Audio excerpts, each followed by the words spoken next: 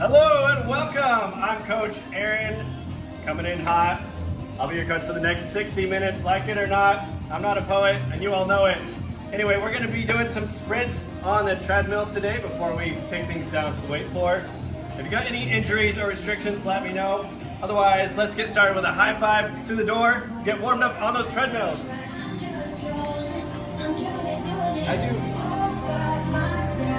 As you find your way up to those treadmills, you're going to be clicking that green start button at your waist. On the right hand side, you'll see those quick touch buttons for your speed. Take your speed to 3 miles per hour. On the left hand side, you'll see the incline buttons. Take your incline to 1%. Let's get warmed up, team. We are creating movement for our bodies. Our bodies were designed for movement. Your heart, your lungs, your muscles, your joints, everything was designed to move and thrives when you move. So that's what we're going to do today. If you're feeling warmed up and want to take things to the next level, you can do that by either increasing your incline or your speed. If you're power walking today, you can take your incline up to 3%. If you're jogging or running, you can increase your speed. Joggers and runners, why don't you take your speed up to 5.5 miles per hour or greater to take things to the next level. All right, team, we're doing great. It's time to take things down to the weight floor for our full body workout. Follow me, and I'll show you what we're gonna do.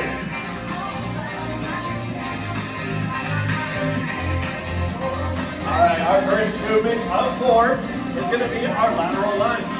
You're going to start with some light weights. Bring our shoulder widths apart. Shoulders are pulled back. You're going to take a big step sideways, driving the hips back into a sitting position. You're going to push off with that leg, coming back to where you started. While you're doing this, you're going to feel a little tension in your glutes and your hamstrings. An option for this is your forward lunge. Instead of a sideways step, we're taking a big step forward. Moving into a kneeling position, keeping that knee off the ground, pushing off with that front foot to bring it back to where you started. That's our first movement. Our second movement is our deadlift. You're going to start in a similar position. Both feet are shoulder width apart. You're going to have your knees slightly bent. Weights are going to be in front of you. You're going to drive those hips back, letting the weights fall down the midsection of your shins. You're going to drive those hips forward to bring those weights back to where they started. While you're doing this, you're going to feel a little tension in those hamstrings and those glutes. An option for this is your sumo deadlift. Your sumo deadlift is going to involve just one weight. You can drop one weight, hold on to one.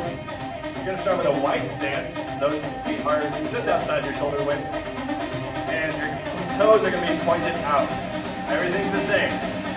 Driving those hips back, letting the weight fall. Midpoint of your shins.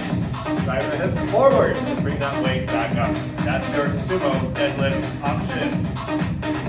Our third movement today is our reverse slide. You're going to start with 2 weights.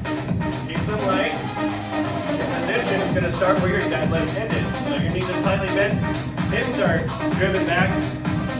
Here we're going to start with our palms facing each other. You're going to pull those weights apart and toward the opposite walls up toward the ceiling. While you're doing this, you're going to feel it in the backs of your shoulders. The option for this is your high row. Everything stays the same. Your palms are going to face your legs. And you're going to drive those elbows to the ceiling, keeping a wide grip.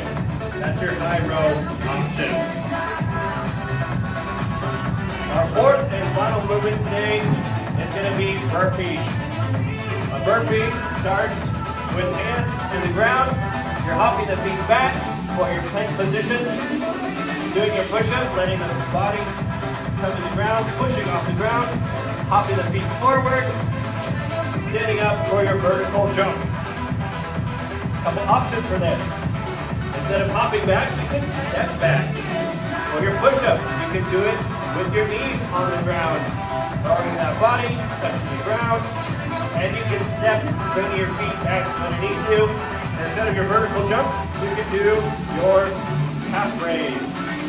Final option for these burpees, if you've got a bench, is you can use your bench or your push-up. Instead of bringing the hands to the ground, you bring your hands to your bench, stepping the feet back, doing your push-up just like this, stepping the feet forward, and doing either your calf raise or your vertical jump. All right, team, let's get started.